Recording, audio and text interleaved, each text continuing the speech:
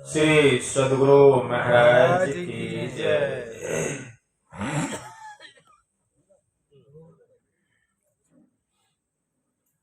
अव्यक्त रूप में परमाराध्य संत सद्गुरु महाराज के पावन कमल चरणों में बारंबार नमन।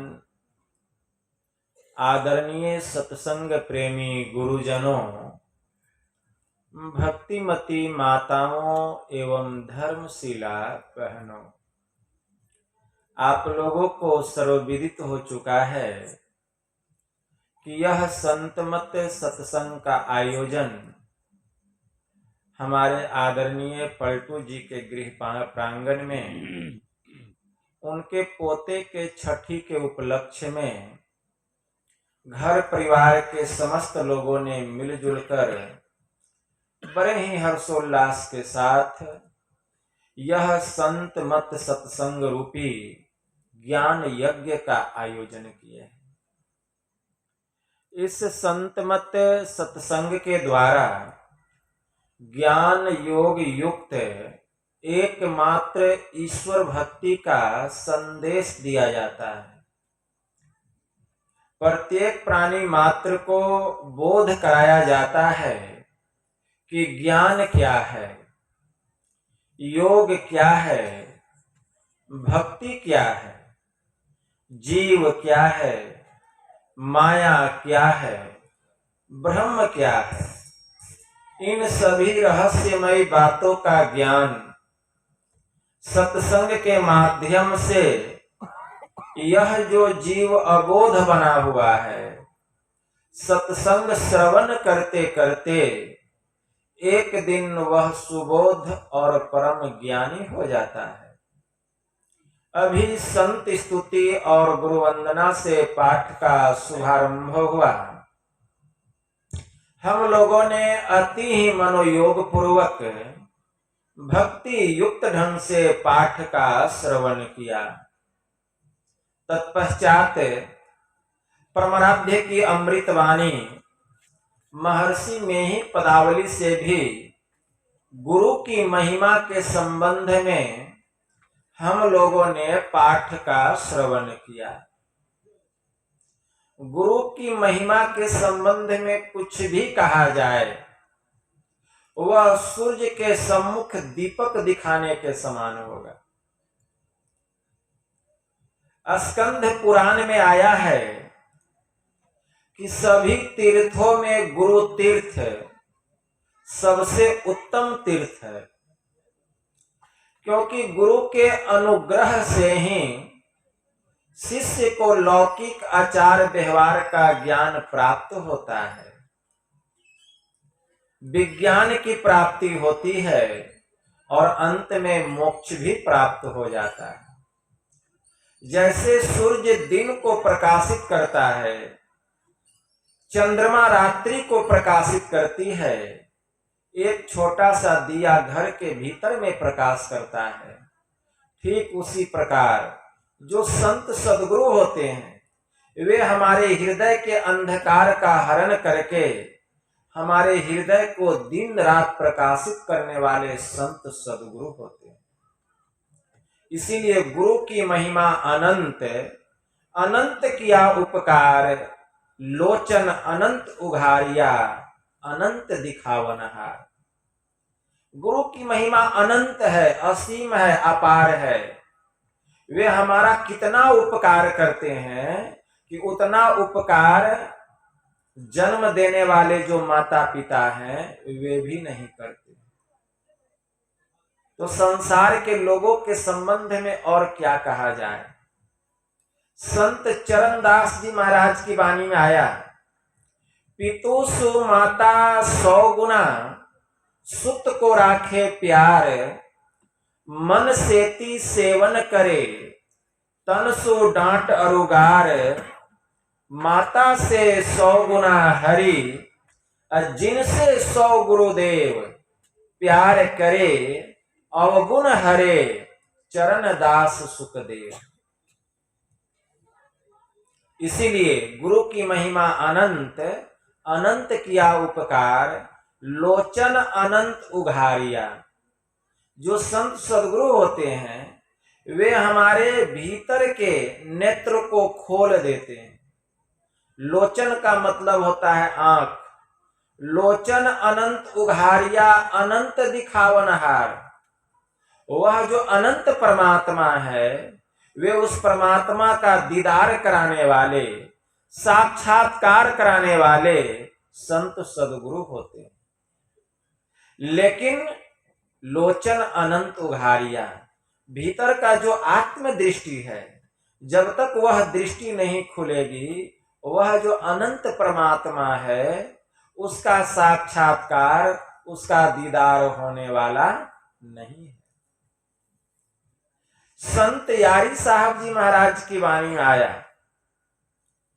क्या जामे जमशेद का, क्या सिकंदर ऐन, अरे दिल चश्मा सो देखिए अविगत सूझत नैन। जमशेद के एक बहुत बड़े सेठ जी थे। उन्होंने अपने समय में एक जाम बनाया था, मतलब प्याला बनाया था। उस प्याले से बहुत दूर की वस्तु दिखाई देती थी। उसके बाद सिकंदर लोदी हुए, उन्होंने अपने समय में एक आईना बनाया था। उस आईने से जमशेद के बनाए हुए प्याले से भी दूर तक की वस्तु दिखाई देती थी। संत यारी साहब जमशेद के बनाए हुए प्याले और सिकंदर के बनाए हुए आईने की ओर इशारा करते हुए कहते हैं, अरे जमशेद के बनाए हुए प्याले और सिकंदर के बनाए हुए आईने से भी देखना कोई देखना है। दिल चश्मा सो देखिए।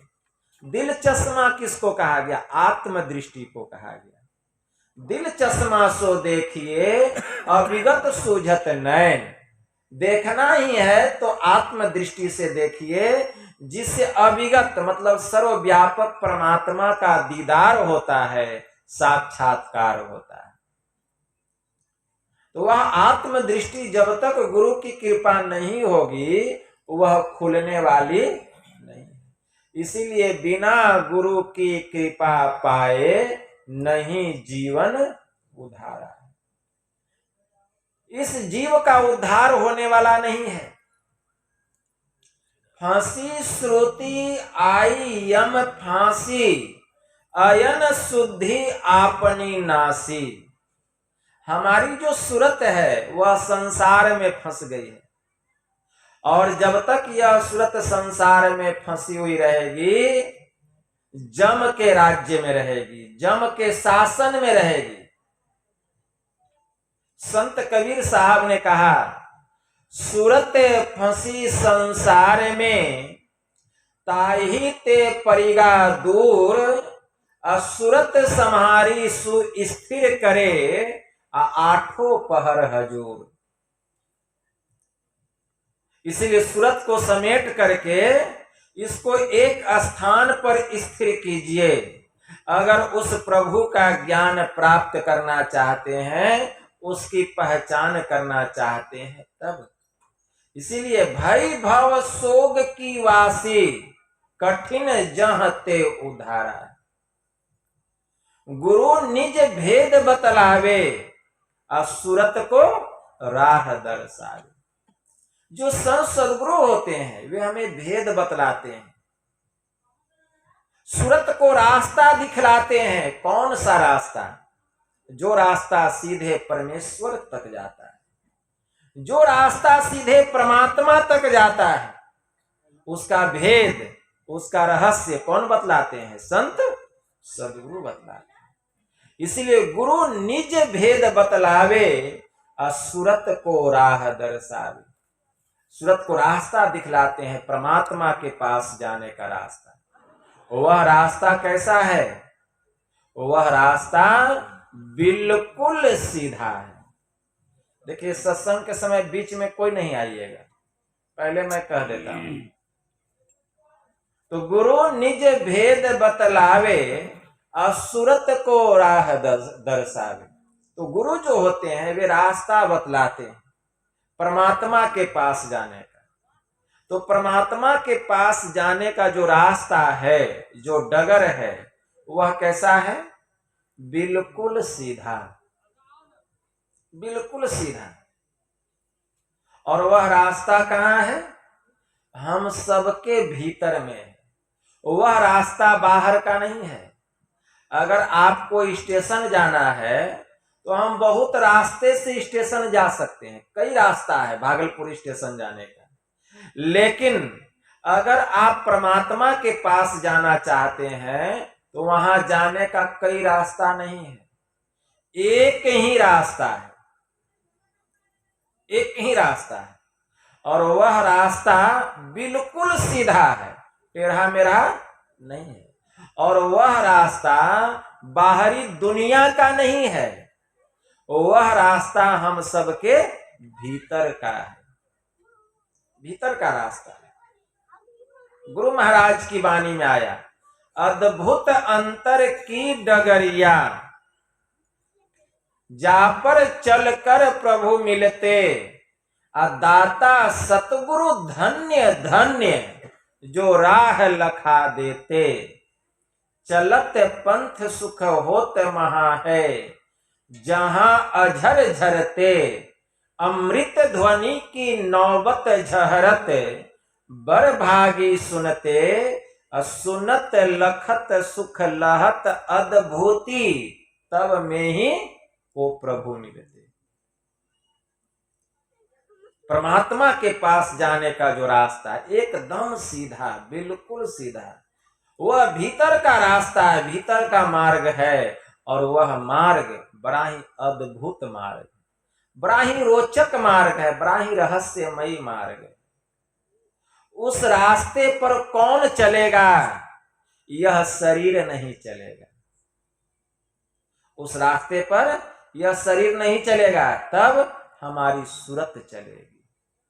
इसीलिए गुरु महाराज ने कहा, सूरत को राह दर्शावे। तो उस रास्ते पर सूरत चलेगी। संत कबीर साहब की वाणी में आया, संत कबीर साहब कहते हैं, बिन पावन की राह है, बिना बस्ती का देश, अब बिना पिंड का पुरुष है, कहे कबीर संदेश। वह जो रास्ता है बिना पैर का रास्ता है, पैर के द्वारा हम नहीं जा सकते हैं। बिन पावन की राह है, अब बिना बस्ती का देश, वहां कोई बस्ती नहीं है, कोई नगर नहीं है, कोई शहर नहीं है। वह कैसा देश है? विचार कीजिए। वहां न सूरज है, न चांद है, न सितारे हैं, न धरती है, न आकाश है, न पाताल है। वहां न दिन होता है, न रात होती है, न ही तारे जगमग करते हैं। कैसा वह देश होगा? संत कबीर साहब ने बड़ा अच्छा कहा, कहता हूं उस देश की बतिया, जहां न होत दिन रतिया। वहां दिन रात होता ही नहीं है, नहीं रवि चंद्र और तारा, वहां न सूरज है, न चंद्रमा है, न सितारे हैं, नहीं उजियार अंधियारा, न वहां अंधेरा है न उजाला है। कैसा देश है? नहीं तह पवन और पानी, वहां न हवा है न पानी है।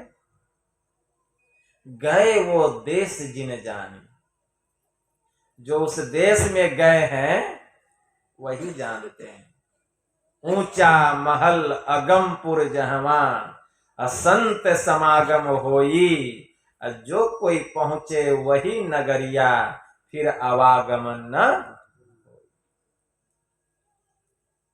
तो नहीं तह पवन और पानी, गए वो देश जिन जानी, नहीं तह धरनी आकाशा, वहां न धरती है न आकाश है, करे कोई संत तहां बासा। कोई संत ही वहां तक पहुंचते हैं। वहां गम काल को नाही, न वहां कोई गम है न काल है। तहवा नहीं धूप और छाई, वहां धूप भी नहीं है, छाया भी नहीं है।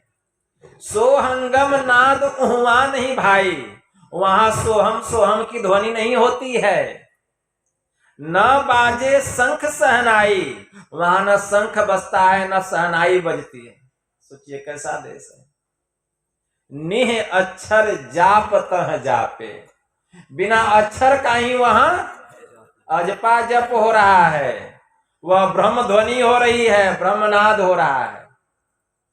उठत धुन सुन से आपे, मंदिर में दीप बहुबारी, नयन बिनु भई अंधियारी। खूब मंदिर में दीपक जला लीजिए और आंख ही नहीं है, देखने की शक्ति नहीं है आंख में, तो किस काम का।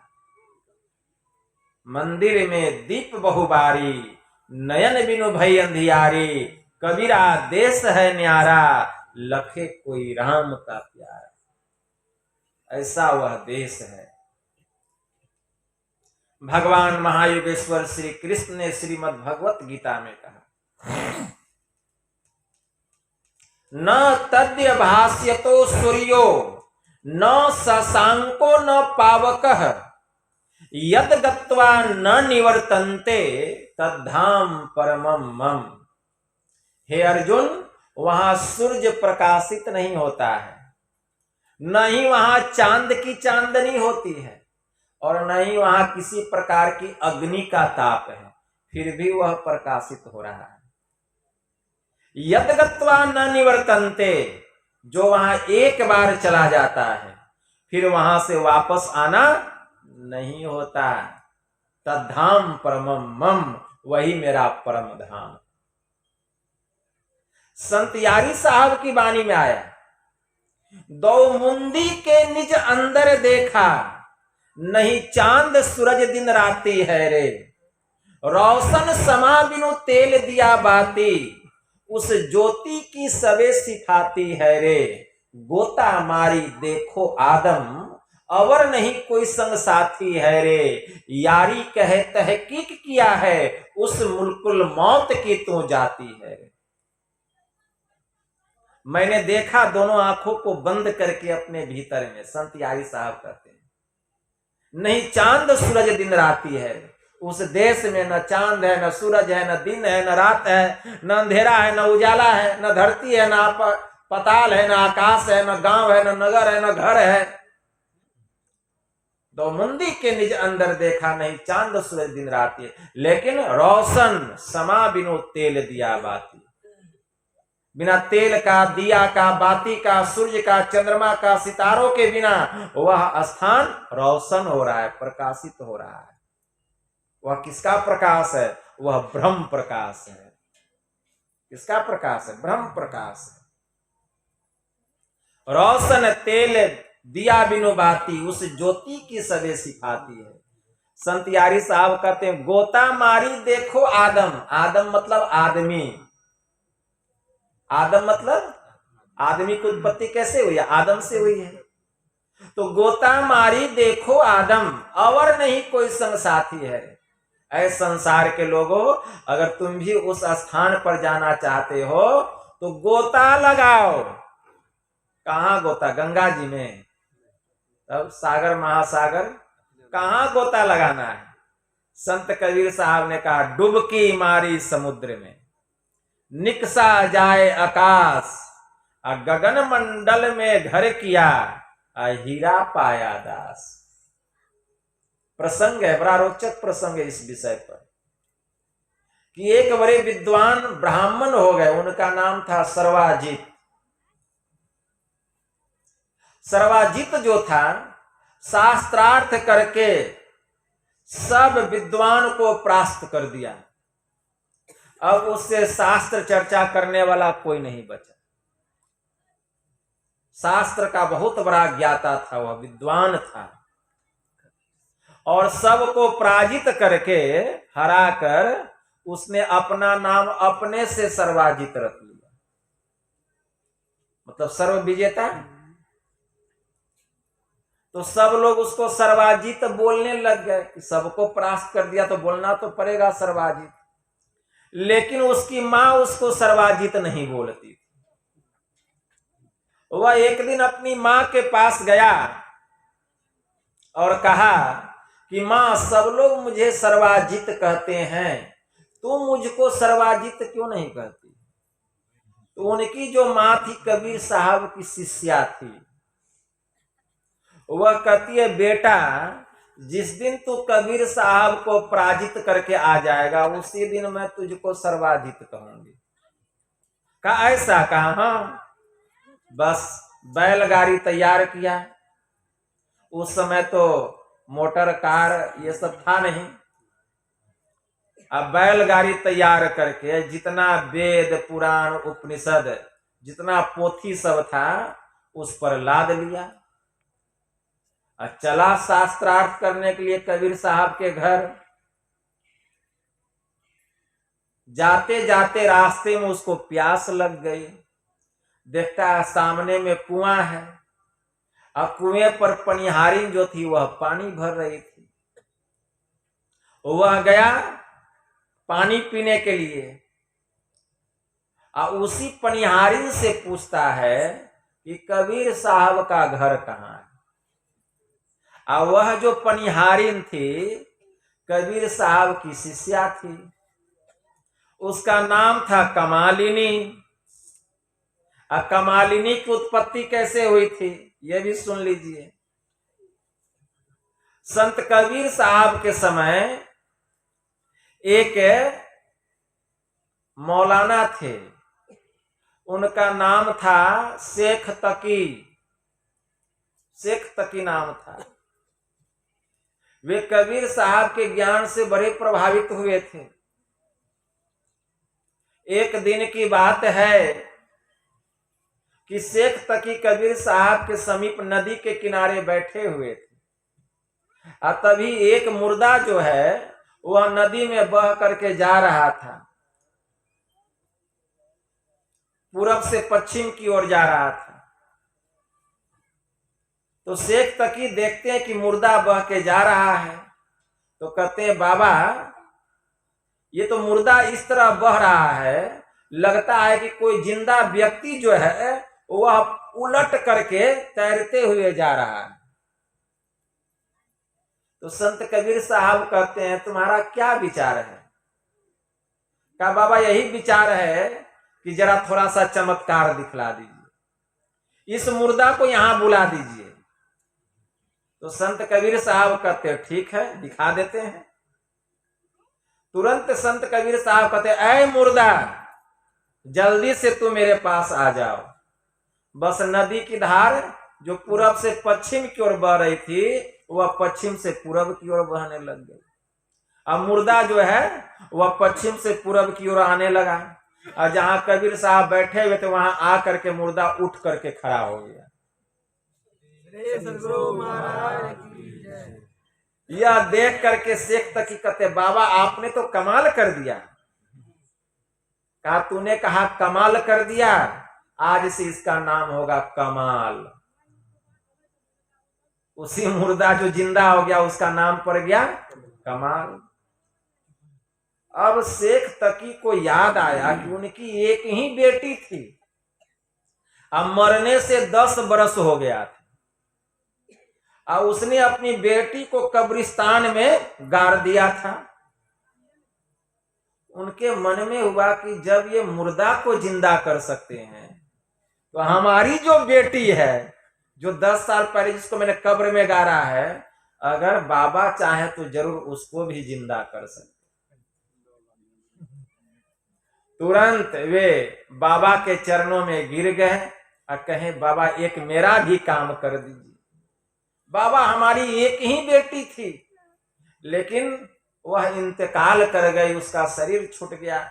बाबा मैंने जिस कब्र में उसको दफनाया है जरा आप वहां पर चलें, अगर आपकी कृपा हो जाए तो हमारी बेटी भी कब्र से बाहर निकल जाएगी, इतनी कृपा हम पे करें। बाबा तो मौज में थे उस समय, कहे चलो। बाबा कहते चलो। कहाँ है वह कब्र? लेके गए उस कब्रिस्तान में जहां उसने अपनी बेटी को 10 साल पहले दफनाया था। कहा कि बाबा यही है वह कब्र, इसी कब्र में मैंने अपनी बेटी को दफनाया है। तो संत कबीर साहब कहते हैं अच्छा ठीक है। संत कबीर साहब कहते हैं ऐ शेख तकी की बेटी तू जल्दी से बाहर आ जा। लेकिन वह लड़की बाहर नहीं निकलती। फिर संत कबीर साहब कहते हैं ऐ खुदा की बेटी तू जल्दी से बाहर आ जा। वह लड़की बाहर नहीं आती। अब संत कबीर साहब कहते हैं ऐ कबीर की बेटी तू जल्दी से बाहर आ जा। वह लड़की कब्र को चीरती हुई कब्र से बाहर निकल जाती है। यह देखकर शेख तकी ने कहा बाबा आपने कमाल कर दिया। कहा तूने फिर कहा कमाल कर दिया। आज से इसका नाम होगा कमालिनी। वही कमालिनी पानी भर रही है।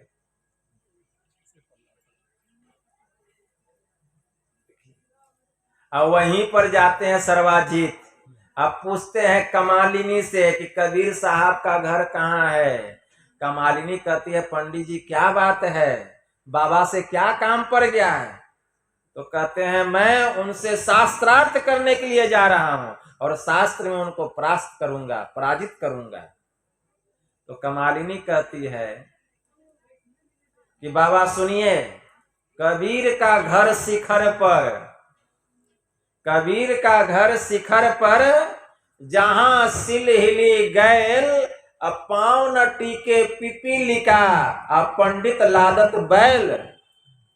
कबीर साहब का घर तो ब्रह्मांड की चोटी पर है, जहां की एक पिपरी भी नहीं जा सकती है। और तू चाहता है कि हम बैलगाड़ी पर ये पोथी पतरा लाद करके वहां पहुंच जाएंगे, यह तो असंभव है। तब कमालिनी बतलाती है रास्ता, चले जाइए। एक सामने में तार का गांच है, उसके आगे जाइएगा तो एक आपको झोपड़ी मिलेगा, आगे में आंगन है, वहां एक खजूर का पेड़ है और उसी के अंदर घुसिएगा, वही बाबा का स्थान है। गए तो संत कबीर साहब ताना बाना चला रहे थे, उनका जो रोजी रोजगार था। जब गए सर्वाजीत तो एक लोटा में लबालब जल भर लिए। लबालब जल भर करके गए, अब बाबा के सामने रख दिए कबीर साहब के पास। मतलब क्या, उनका कहने का भाव था कि जैसे लोटे में जल लबालब भरा हुआ है, वैसे ही मैं ज्ञान में लबालब भरा हुआ है।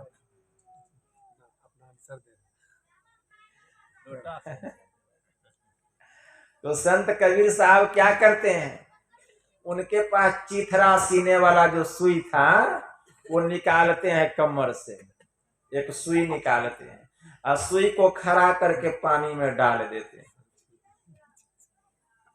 वह भी विद्वान था, समझ गया तो ज्ञान में अवश्य लबालब भरा हुआ है, लेकिन मेरा ज्ञान ऐसा है कि तेरे ज्ञान को चीरते हुए आर पार चला गया। अब वो तो सैन सैन में हार गया, अब बैन बैन में शास्त्र चर्चा होने लगी। तो वह कहा कि मैं आपसे शास्त्रार्थ करने आया हूं। बाबा कहते हैं अरे मैं तो शास्त्र कभी पढ़ा नहीं, कभी सीखा नहीं, कभी देखा नहीं, मैं तुमसे शास्त्र चर्चा क्या करूंगा। तो कहते हैं बाबा तब लिख दीजिए कि आप हार गए और मैं जीत गया। कहा कि अरे मैं तो लिखना भी नहीं जानता हूं, कागज कलम छुओ नहीं, मसी नहीं हाथ है, कभी कागज कलम को छुआ नहीं, स्याही को देखा नहीं, और तू मुझे लिखने के लिए कहता है, मुझे लिखना आता है। तो बाबा अगर ऐसी बात तो मैं लिख देता हूं, आप अंगूठा लगा दीजिएगा ठप्पा। कहा हाँ ये हो जाएगा। कहा ठीक है लिखो। तो लिखता है कि कबीर हारा और सर्वाजीत जीता, और बाबा का टिप्पा ले लिया।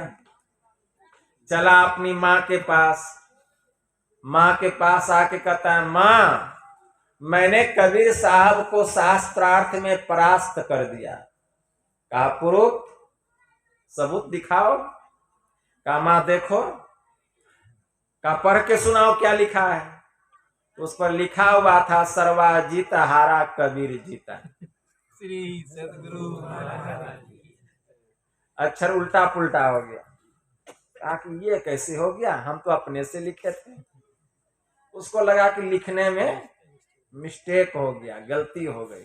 फिर गया, फिर लिखा सर्वाजीत जीता और कबीर हारा। फिर टिक पा लिया, फिर आया, फिर माँ कहते पढ़ के सुनो, फिर वही उल्टा सर्वाजीत हारा कबीर। 17 बार आया गया। उनकी माँ कहती है बेटा तुम किस महापुरुष के फेरे में पड़ गया है। अरे वे तो अखंड परमात्मा है, उनके चरणों की धूली अगर तुझे मिल जाए तो तेरा बेड़ा पार, कल्याण हो जाएगा बेटा। क्या तू उनसे शास्त्र चर्चा के फेरे में पड़ा हुआ है? शास्त्र तो उनके सामने घास भूसा के समान है। उसको भी अब अनुभव होने लगा कि कोई वे साधारण पुरुष नहीं। वह गया और जा करके कबीर साहब के चरणों में गिर गया और कहा कि बाबा मुझे क्षमा कर दीजिए, मुझसे बहुत बड़ा अपराध हो गया। मैं आपको जान नहीं सका, आपको पहचान नहीं सका। आप तो बहुत बड़े उच्च कोटि के संत अखंड परमात्मा हैं। लेकिन बाबा मैं यह जानना चाहता हूं कि आपने यह ज्ञान कहां से प्राप्त किया। तो संत कबीर साहब वहीं पर कहते हैं डुबकी मारी समुद्र में निकसा जाए आकाश, गगन मंडल में घर किया, हीरा पाया दास। मतलब मैंने समुद्र में डुबकी लगाई और आकाश में हम निकल गए और वहीं पर मैंने अपना घर बनाया और हीरा पाया दास, मतलब परमात्मा रूपी हीरा को मैंने प्राप्त किया। तो सर्वाजीत तो सोचने लगा कि कौन समुद्र में बाबा डुबकी लगाए, हमको भी बता दीजिए, हम भी डुबकी लगाएंगे तो आकाश में निकल जाएंगे। दुनिया में ऐसा कोई समुद्र है जहां डुबकी लगाइएगा समुद्र में, पानी में तो निकलिएगा आकाश में? ऐसा कोई है? दरिया, सागर, महासागर, नदी? वो पूछते बाबा आपने किस सागर में डुबकी लगाई? तब संत कबीर साहब कहते हैं अरे मैंने कोई संसार के सागर में डुबकी नहीं लगाई। कबीर काया समुद्र है, अंत न पावे कोए, मृतक होई के जो रहे, मानिक लावे सोए। यह शरीर ही समुद्र है, सागर है, इसका कोई था नहीं पा सकता है। यह शरीर ऐसा है, मृतक होई के जो रहे, मानिक लावे सोए। जो इस शरीर में समाधिस्थ होकर के रहते हैं वही परमात्मा रूपी लाल को प्राप्त करते हैं, वही ज्ञान का खजाना बटोर कर लाते हैं।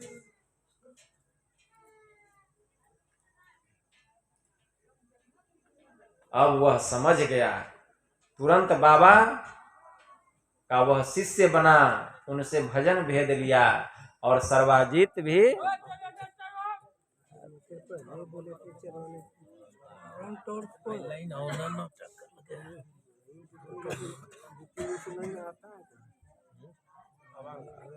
यार नेटवे चलने दीजिए ना, आधा घंटा चला दे रे।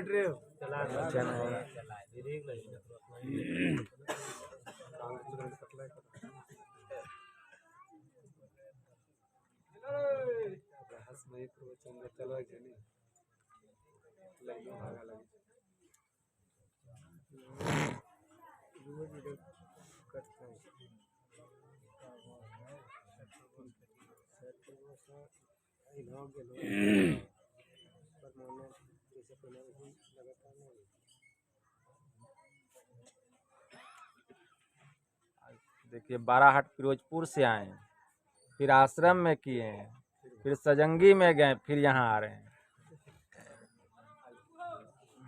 हो रहा है।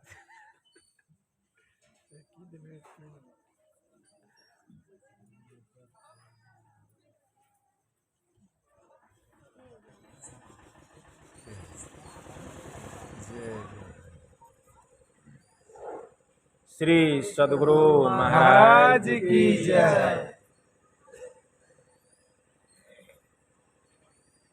तो कहने का भाव क्या है? कहने का भाव यह है कि सर्वाजीत कितना बड़ा विद्वान था, प्रकांड पंडित था, लेकिन संत के सामने उसकी एक नहीं चली। कोई विद्वान हो सकते हैं लेकिन संत नहीं हो सकते। विद्वता अलग चीज है और संतत्व को प्राप्त कर लेना मतलब शांति को प्राप्त कर लेना, यह ब्रह्म को प्राप्त करने के समान है। इसीलिए हमारे परमाराध्य ने कहा शांति स्थिरता व निश्चलता को कहते हैं और शांति को जो प्राप्त कर लेते हैं वही संत कहलाते हैं।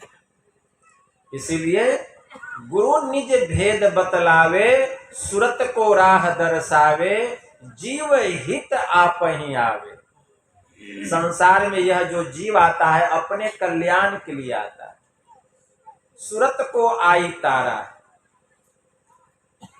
लेकिन हमारी सूरत इस संसार में आकर के फंस जाती है। हमारे परमाराध्य कहते हैं गुरु हितु है। गुरु के जैसा हितैषी और कौन हो सकता है? गुरु पितु है, गुरु ही पिता है, गुरु ही जीव के मित्रु है। गुरु से बड़ा जीव का मित्र और कौन हो सकता है? गुरु सम कोई नहीं दूजा, जो जीवों को उद्धारा। एक गुरु के अलावा इस जीव का उद्धार करने वाला इस संसार में और कोई दूसरा।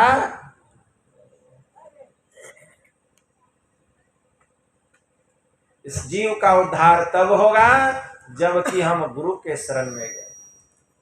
सर्वाजित का उद्धार कैसे हुआ? जबकि वह गुरु के शरण में गए। इसीलिए गुरु की नित्य कर पूजा, जगत इन सम नहीं दूजा। नित्य प्रतिदिन गुरु की भक्ति करनी चाहिए। गुरु भक्ति का मतलब क्या समझे? ईश्वर की भक्ति कहिए या गुरु की भक्ति कहिए, एक ही बात है, दोनों में कोई अंतर नहीं है। गुरु की भक्ति मतलब परमात्मा की भक्ति। तो ईश्वर की भक्ति हम करते हैं, लेकिन हमारा आचार विचार व्यवहार अच्छा नहीं है, तो हम भक्ति में कभी भी आगे नहीं बढ़ सकते। इसलिए ईश्वर की भक्ति के साथ सदाचार का अवलंब लेना पड़ेगा। ईश्वर की भक्ति और सदाचार दोनों में क्यू और यू के जैसा संबंध। जैसे क्यू से कोई यू को अलग नहीं कर सकता, ठीक उसी प्रकार ईश्वर की भक्ति से कोई सदाचार को अलग नहीं कर सकता। जो ईश्वर की भक्ति करेगा वह सदाचारी होगा, और जो सदाचारी होगा उसी से ईश्वर की भक्ति होगी। सदाचार मतलब अपने को सत्य व्यवहार में रखना,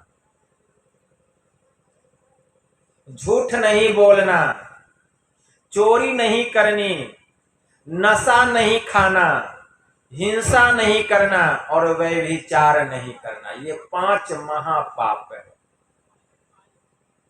अब पांचों महापाप का बाप कौन है? तो झूठ है। झूठ जो है यह पापों का सरदार है। इसीलिए परम पूज्य शाही स्वामी जी महाराज कहा करते थे, बाप रे बाप, झूठ बोलना महापाप। लेकिन हम लोग जब तक झूठ नहीं बोलेंगे काम में नहीं चलेगा। जब तक झूठ नहीं बोलेंगे काम चलने वाला नहीं है। कहेंगे बाबा हम बिजनेस करते हैं, झूठ नहीं बोलेंगे तो काम कैसे चलेगा? काहे? आप 5 रुपया का अगर सामान खरीद के लाए हैं और 6 रुपया में बेचेंगे तो क्या कहेगा कोई कि हम नहीं खरीदेंगे? कैसे काम नहीं चला? आप जो कहते हैं हम बिजनेस करते हैं, आप गेहूं लाए हैं 2500 रुपया कुंटल और 2600 रुपया बेचिएगा तो क्या कहेगा कोई कि हम नहीं लेंगे? अवश्य लेगा। लेकिन आप जो यह बात कहते बाबा हम बिजनेस करते हैं, झूठ नहीं बोलेंगे तो काम नहीं चलेगा, तो आप झूठ नहीं बोलते, खून चूसते हैं। मतलब 5 रुपया का सामान लाए हैं 10 रुपया में बेचते। सामान कितने का है? 5 का, बेच रहे हैं कितना में?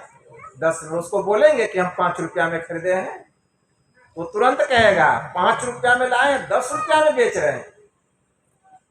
तो खून चूसने के लिए आप झूठ बोलते हैं। अपना जीव का पार्जन चलाने के लिए अगर झूठ बोलिएगा तो झूठ बोला ही नहीं जाएगा।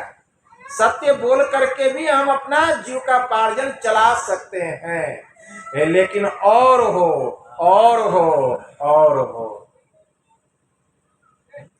कृष्णा बुझ नहीं सकती, जो है इच्छाओं का दास, सागर नदियां पी गई फिर भी बुझी नहीं प्यास।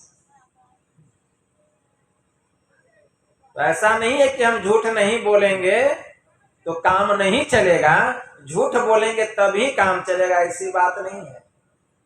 इसलिए झूठ नहीं बोलना चाहिए। और आप सत्य बोल करके देखिए, आप 5 रुपया का चीज 6 रुपया में बेचेंगे, 1 रुपया में जो बरकत होगा वह 5 का चीज 10 में बेचेंगे झूठ बोल के, वो 5 रुपया जो आया उसमें बरकत नहीं होगा। क्योंकि पवित्र कमाई जो होता है उसमें ठहराव होता है, उसमें वृद्धि होता है, उसमें बरकत होता है। इसलिए झूठ नहीं बोलना चाहिए, चोरी नहीं करनी चाहिए। चोरी के संबंध में एक बड़ा ही रोचक प्रसंग है। शंख और लिखित 2 भाई थे। शंख बड़ा था और लिखित छोटा था। दोनों अमरावती नदी के किनारे अपना अपना कुटी बना करके रह रहे थे। एक दिन लिखित जो था वह छोटा भाई था, वह अपने बड़े भाई शंख से मिलने के लिए चला।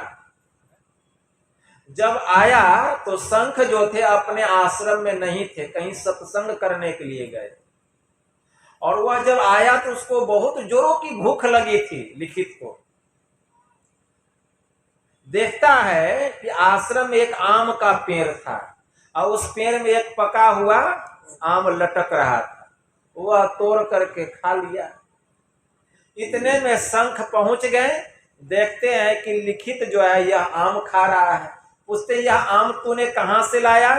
कहा भैया बहुत जोरों की भूख लगी थी इसलिए पेड़ पर से तोड़ के खा लिया। कहा कि देखो यह जो नगर है यहाँ के राजा हैं, उन्हीं के अधीन में हम रहते हैं। तो तूने जो आम खाया तो बिना पूछे खाया, हमसे पूछा नहीं, तूने अपने से तोड़ के खाया, यह तो चोरी हो गई। हम लोग किसी के घर जाते हैं, सोचते हैं यह तो मेरा भाई है, मेरा मित्र है, कोई सामान उठा लेते हैं और सोचते हैं चोरी कहाँ, वह भी चोरी हो गया। बिना किसी से पूछे, जिसके यहाँ गए उससे पूछे, कोई सामान नहीं उठाना चाहिए। तो लिखित को कहता है शंख इसका तुमको दंड मिलेगा। तो लिखित कहता है भैया क्या दंड मिलेगा? कहा कि ये हम तय नहीं करेंगे, जो यहाँ के राजा हैं वही तय करेंगे। राजमहल पहुंचे दोनों भाई, जाकर के शंख राजा साहब से कहते हैं महाराज ये हमारा छोटा भाई है और यह मेरे पास आया था, मैं नहीं था आश्रम में, और यह बिना हमसे पूछे मेरे आम के पेड़ से एक पका हुआ आम का फल तोड़कर खा लिया जो कि आपके राज्य में आता है। तो यह तो चोरी हो गई, इसीलिए मैं चाहता हूं कि आप ही बतलाएं कि इसको कौन सा दंड दिया जाए। तो राजा साहब ने कहा कि इसको यही दंड दिया जाए कि इसका दोनों हाथ काट लिया जाए। दोनों हाथ काट लिया जाए। कहा ठीक है महाराज। जल्लाद आया, लिखित का दोनों हाथ काट लिया। यह देखकर शंख बड़ा प्रसन्न हुआ, खुश हुआ कि हमारे भाई को कर्म का फल इसी समय मिल गया, अब बाद में इसको फल दुगुना तिगुना नहीं भोगना पड़ेगा। क्योंकि किसान खेत में एक बीज डालता है तो समय आने पर एक ही फसल नहीं काटता है। एक आम का गुठली आप देते हैं तो वह जब पेड़ बनता है तो कितना आम होता है, कहना मुश्किल है। उसी प्रकार एक पाप आप करते तो समय आने पर कई गुना दुख, उस पाप का फल दुख के रूप में भोगना पड़ता है। इसलिए शंख बड़ा प्रसन्न हुआ कि हमारे भाई को इस पाप का इसी समय फल मिल गया। और शंख बहुत पहुंचे हुए संत थे। वे अपने भाई को अपने कुटिया में लेके आते हैं और कहते हैं जाओ जा करके नदी में स्नान करो। लिखित जाता है, नदी में स्नान करता है और स्नान करके जैसे आता है अपने भाई को प्रणाम करने के लिए, शंख आशीर्वाद देते हैं, उसका दोनों हाथ वापस आके झुक जाता है।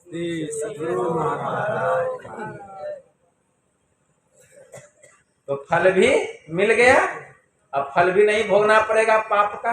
तो कहने का भाव ये है कि देखिए, चोरी नहीं करनी चाहिए, झूठ नहीं बोलना चाहिए, चोरी नहीं करनी चाहिए, नशा नहीं करना चाहिए, किसी भी नशीली पदार्थ का सेवन नहीं करना चाहिए। बहुत लोग कहते हैं कि बाबा खैनी खाते हैं, कुछ नहीं खाते हैं, खैनी खाते हैं। वो क्या अमृत है खैनी? खैनी जो खाते हैं, अमरदास थे, उनको खैनी खाने की लत थी अमरदास को। वे गए हरिद्वार। हरिद्वार में एक स्थान है जिसका नाम है हर की पौड़ी।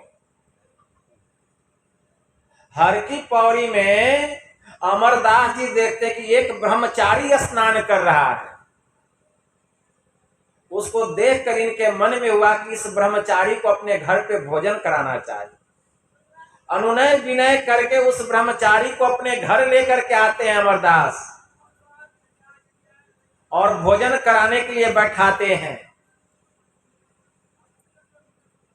तभी उस ब्रह्मचारी को प्यास लगती है, कहती एक गिलास पानी पिलाओ।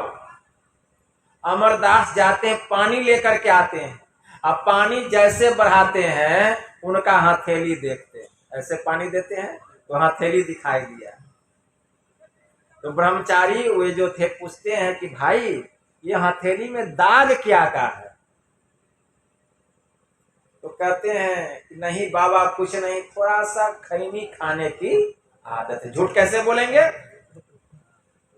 खैनी खाने की आदत है। तुरंत वह ब्रह्मचारी कहता है छी छी राम राम, अरे तू खैनी खाता है? तेरे घर का खाना खाना तो दूर, पानी पीना भी हराम है।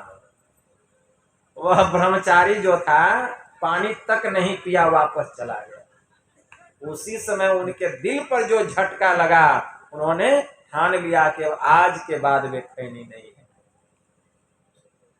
खैनी खाना बंद कर दिया।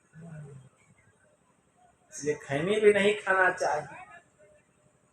किसी भी नशीली पदार्थ का सेवन नहीं करना चाहिए। और बीड़ी सिगरेट ये तो बहुत दूर की बात हो गई। तो किसी भी प्रकार का नशीली पदार्थ का सेवन नहीं करना चाहिए। हमारे परमाराध्य ने क्या कहा? दारू, गांजा, भांग, अफीमा, अतारी, चंडू, मदक, कोकीना, सहित तंबाकू नशा है जितने, तजन योग्य तज डारो तितने।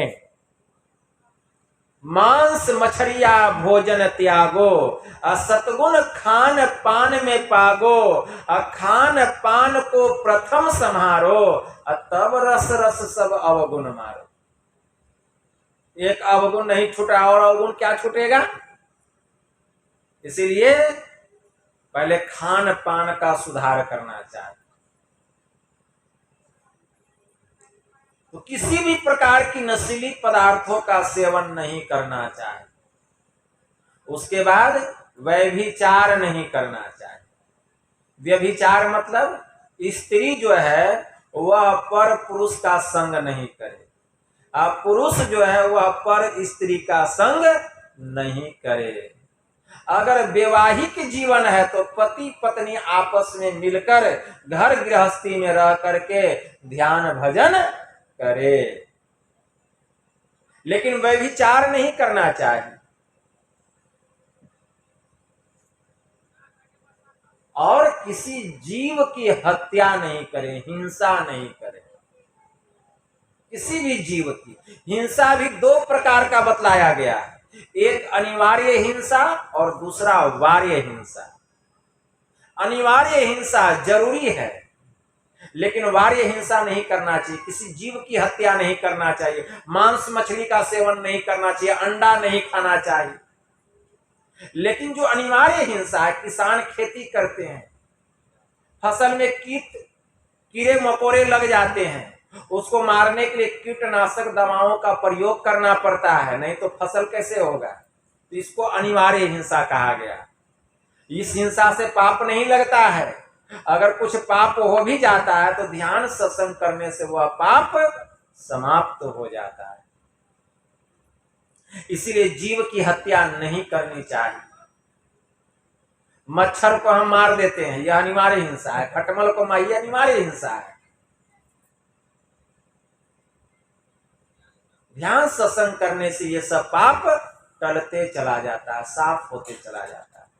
लेकिन किसी जीव जैसे मुर्गा मुर्गी, पाठा पाठी, बकरा बकरी, गाय भैंस, इन सब का हत्या करके इसका मांस भक्षण करना, ये तो बहुत बड़ा महापाप है। इसलिए किसी जीव की हत्या नहीं करनी चाहिए। तो पंच महापापों से अपने को खूब बचा करके रखना चाहिए। तब जब हम ध्यान करेंगे तो ध्यान का रस भीतर में प्राप्त होगा। हमारे परमाराध्य कहने की कृपा किए, जो निज घट रस चाहो तो अपने को पांच पाप से हरदम खूब बचाओ। एक है झूठ नशा है, दूसर है तीसर नारी पर के हो, और चौथी चोरी, पंचम हिंसा, दिल से इन्हें अलगाओ। जो निज घट रस चाहो तो अपने को पांच पाप से हरदम खूब बचाओ, तब हम साधना में आगे बढ़े।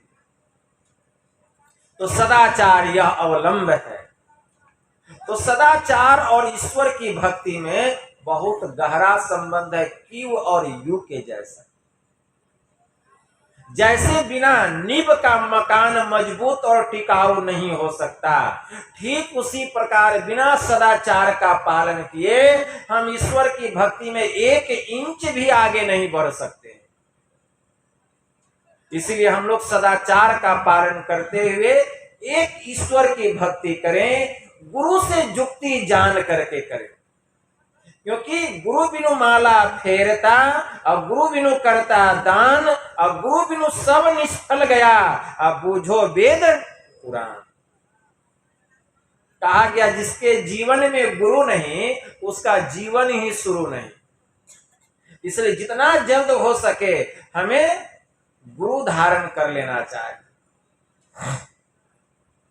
गुरु से जुक्ति जान करके भक्ति करनी चाहिए। परम पूज्य शाही स्वामी जी महाराज की वाणी में आया, सत्संग बिना सोचो मानव, जग में वह ज्ञान कहाँ होगा, और जिस ज्ञान की छाया में जाकर अपना कल्याण महा होगा। सत्संग में संत वचन रूपी ज्ञान की गंगा बहती है, और उसमें अवगाहन यदि न किया तो सतपथ का ज्ञान कहाँ होगा। मुक्ति का मार्ग भक्ति है, और जो जुक्ति बिना नहीं होती, और जुक्ति से यदि भक्ति न किया तो भव से त्राण कहाँ होगा। इसलिए जुक्ति जान करके भक्ति करनी चाहिए। भक्ति किस लिए हम करते हैं? जीवात्मा के ऊपर में 3 पर्दा है, अंधकार का, प्रकाश का और शब्द का। तो जिस क्रिया विशेष विधि के द्वारा जीवात्मा के ऊपर जो ये त्रैमायिक आवरण है, इन त्रैमायिक आवरणों से जीव को छुटकारा मिल जाए और यह जीवात्मा परमात्मा में जाकर के मिल जाए, उसी क्रिया विशेष विधि को हम परमात्मा की भक्ति कहते हैं। और वह क्रिया विशेष विधि क्या है? मानस जप, मानस ध्यान, दृष्टि साधन और सुरत शब्द योग द्वारा सर्वेश्वर की भक्ति करके अंधकार, प्रकाश और शब्द के प्राकृतिक तीनों पर्दों से पार जाना और सर्वेश्वर से एकता का ज्ञान प्राप्त करके मोक्ष पा लेने का मनुष्य मात्र अधिकारी। यही तो परमात्मा की भक्ति। इसके लिए एक ईश्वर पर अचल विश्वास, एक ईश्वर पर भरोसा करना पड़ेगा, पूर्ण भरोसा, तथा अपने अंतर में ही उनकी प्राप्ति का दृढ़ निश्चय रखना। सद्गुरु की निष्कपट सेवा, सत्संग और दृढ़ ध्यानाभ्यास, इन पांचों को मोक्ष का कारण समझना।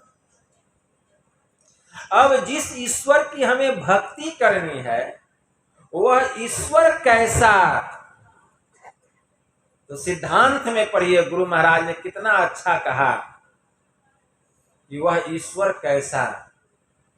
तो क्या कहते, जो परम तत्व, आदि अंत रहित, असीम, अजन्मा, अगोचर, सर्वव्यापक और सर्वव्यापकता के भी परे हैं, उसे ही सर्वेश्वर सर्वाधार मानना चाहिए।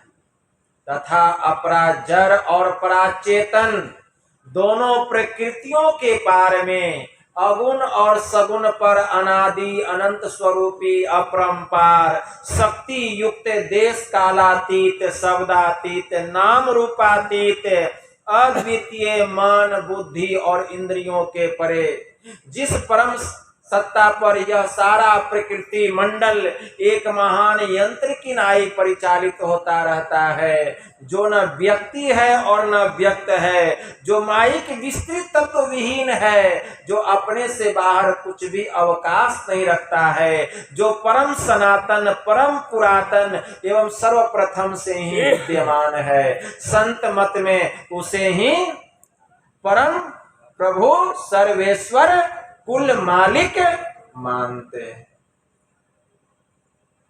वही है परमात्मा। उस परमात्मा की भक्ति करें। जितने देवी देवता हैं सब उसी परमात्मा के बनाए हुए हैं। जितने देवी देवताओं के पास शक्ति है सब उसी परमात्मा की दी हुई है। सब देवी देवता मिलकर एक परमात्मा को नहीं बना सकते हैं, लेकिन एक परमात्मा सबको बना सकते हैं। तो सबसे बड़े कौन हुए? परमात्मा। इसलिए संत सद्गुरु जो होते हैं उसी एक ईश्वर की भक्ति करने की जुक्ति बतलाते हैं। तो हम लोग जुक्ति जानकर उस एक ईश्वर की भक्ति करें, हमारा परम कल्याण होगा। कहने के लिए बहुत बात है, लेकिन यही थोड़ा सा आप लोगों की सेवा में कहा। बस इतना ही कहकर मैं अपनी वाणी को यहीं विराम देता हूँ और गुरु महाराज के श्री चरणों में प्रेम पुष्प समर्पित करता हूँ। बोलिए प्रेम से श्री सद्गुरु महाराज की जय। आप लोगों के लिए एक सूचना है कि संतमत सत्संग मंदिर पिंपुलिया जो नया आश्रम है, जानते हैं ना, नया आश्रम, वहां महर्षि संसेवी परमहंस जी महाराज की जयंती के उपलक्ष्य में 20 दिसंबर को जयंती है, तो हम 25 दिसंबर से लेकर के 31 दिसंबर तक जयंती के उपलक्ष्य में पांचों समय का ध्यानाभ्यास और तीनों समय का सत्संग और 7 दिन का भंडारा और 7 दिन वहीं रहना सहना, सब की व्यवस्था वहां है। आप लोग अधिक से अधिक संख्या में वहां आइए और ध्यानाभ्यास में भाग लीजिए और सत्संग से लाभ उठाकर अपने जीवन को लाभान्वित कीजिए। ये पोस्टर भी छपवाए हैं, 1-2 पोस्टर हम दे देते हैं यहाँ, आप लोग लगा लीजिएगा। यही आप लोगों के लिए सूचना है कि ध्यानाभ्यास में आप लोग अवश्य आएंगे। हाँ, लीजिए सिकंदर जी आप। 3 तो काफी है मनोज जी। इधर एगो आश्रम है क्या?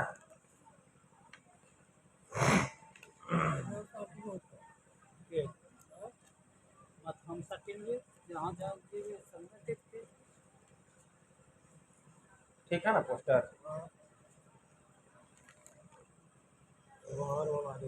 हाँ? एक ठो और दें?